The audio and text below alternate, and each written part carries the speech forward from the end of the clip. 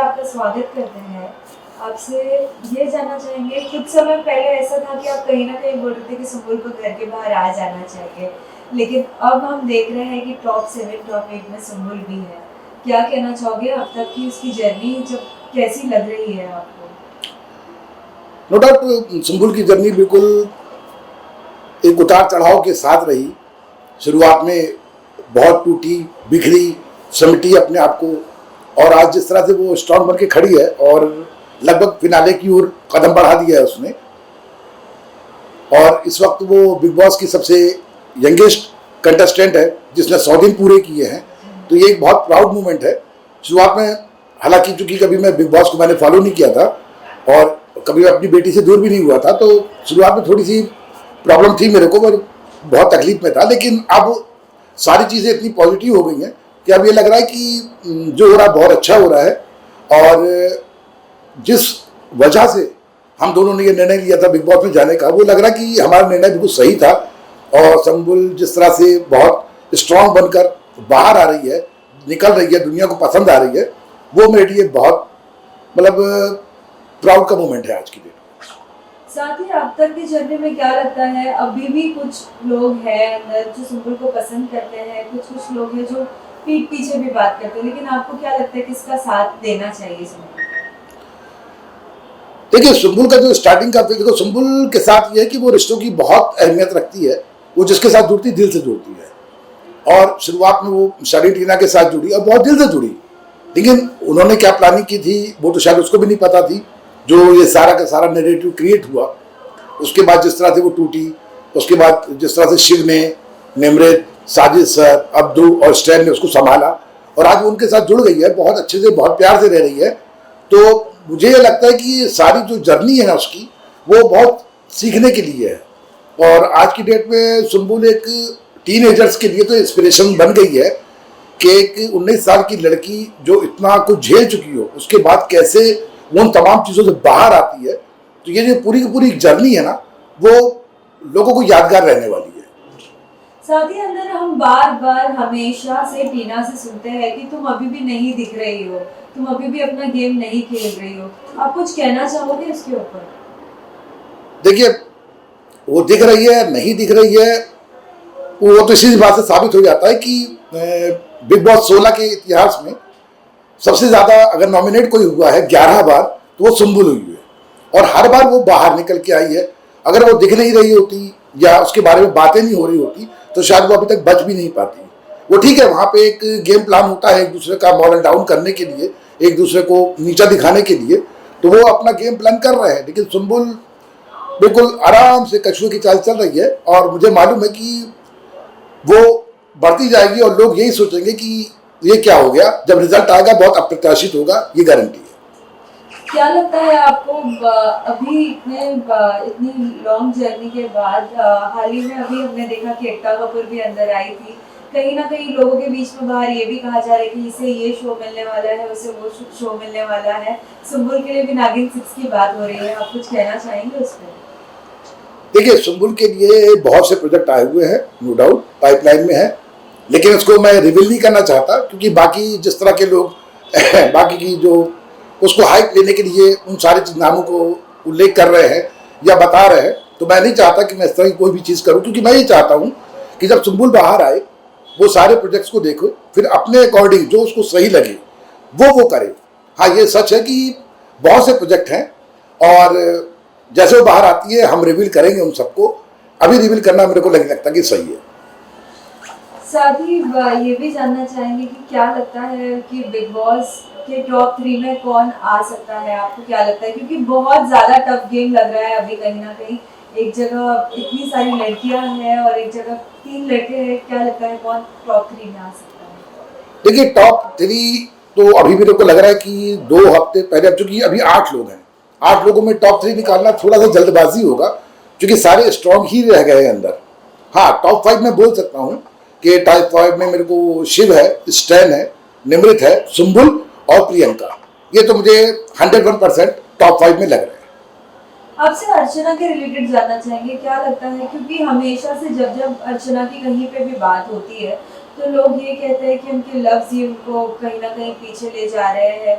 कैसी बॉन्डिंग रही है उनकी सुंबुल के साथ, अगर अब तक आपने जर्नी अगर देखी हो? नहीं, अर्चना देखिए नो डाउट बहुत अच्छी लड़की है और बहुत समझदार भी है। उसका जो पॉइंट ऑफ व्यू है बहुत स्ट्रांग रहता है वो, लेकिन उसकी जो जुबान है ना वो उस पर कंट्रोल नहीं कर पाती है, जिसकी वजह से ये सारी चीज़ें खराब होती हैं। अगर वो इस चीज़ पे काम करती तो मेरे को लगता है कि अर्चना एक बहुत बड़ा धमाका करती इस बिग बॉस में, कि जिस तरह की उसकी पर्सनालिटी थी, जिस तरह से उसने डे वन से सारे लोग को अपनी तरफ खींचा है, लेकिन कहीं ना कहीं उसने हर चीज़ को ओवर कर दिया और अपनी जबान जो खराब करी है थोड़ी सी, उससे थोड़ा सा प्रॉब्लम हुई है।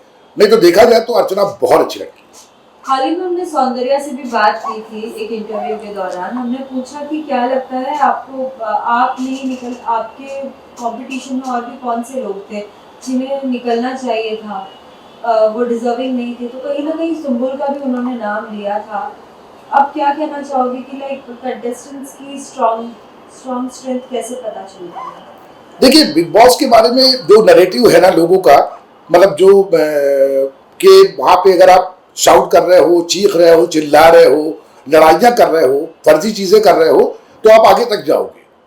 तो एक ऐसा नैरेटिव है, लेकिन सुंबुल ने उस नैरेटिव को लगभग फेल कर दिया है।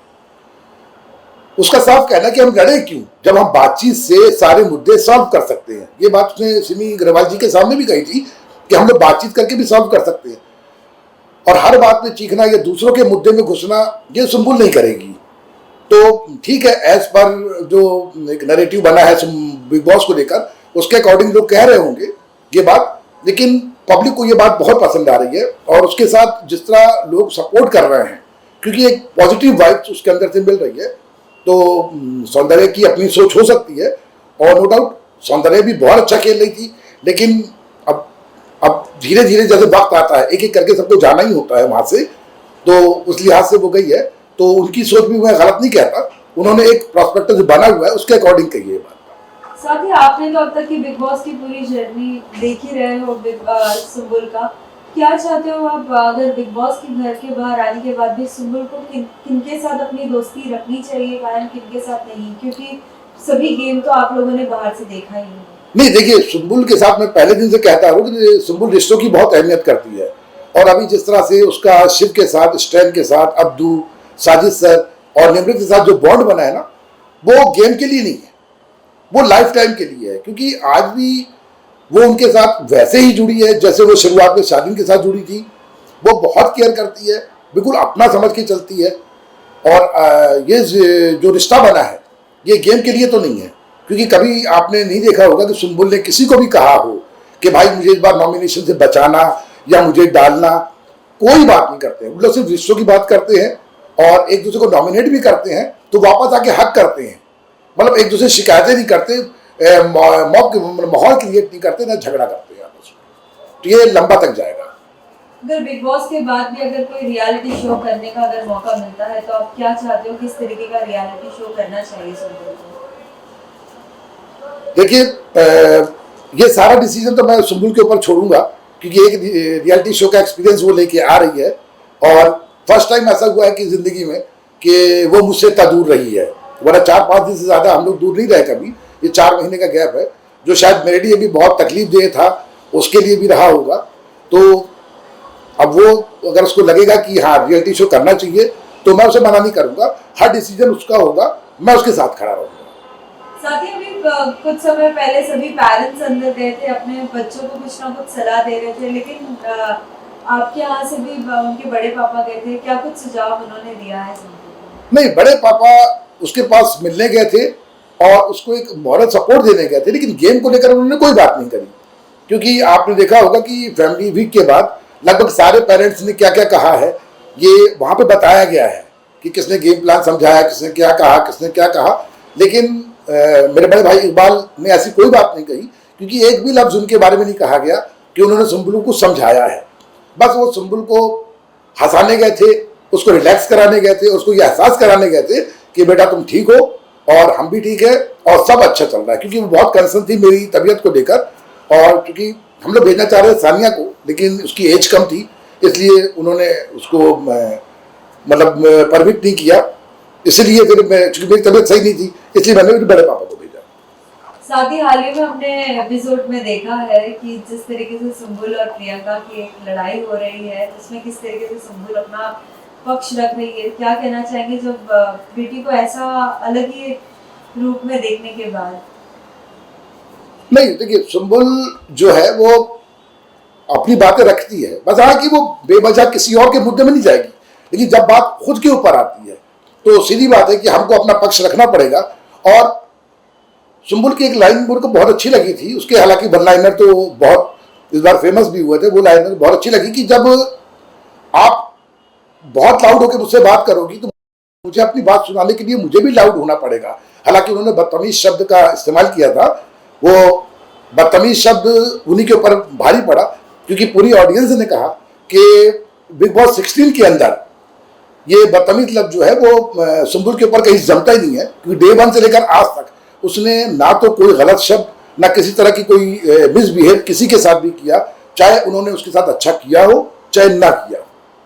साथ ही उन्हें ये भी कहा जाता है कि आप अपनी फिल्मी डायलॉग्स अभी बंद करो। आपको लगता है कि वाकई उनकी जो भी बातें होती है फिल्मी होती है? नहीं, देखिए क्या है, देखिए क्या होता है, अब आपकी जैसी परवरिश होती है।